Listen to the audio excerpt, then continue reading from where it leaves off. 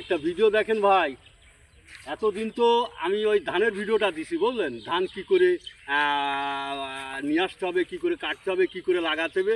এখন ধান তো শেষ, তাই এখন এই দেখুন, এটা হলো আমাদের গ্রাম্য ভাষায়, এক ভাষায় পাট বলে, এক ভাষায় কুষ্টা বলে, আর এক ভাষায় বলে সোনালি আঁশ। এই সেই বাংলার বিখ্যাত সোনালি আঁশ, একবার দেখুন এই যে, হ্যাঁ এই সেই সোনালি আঁশ বলে। ক্যামেরা ভিডিও এই একটু দেখুন যে সে কীভাবে বাংলাদেশের সবথেকে একটা নামি দামি ফসল, সবথেকে নামি দামি ফসল হলো এই সেই পাট বা কুষ্টা বা সোনালি আঁশ।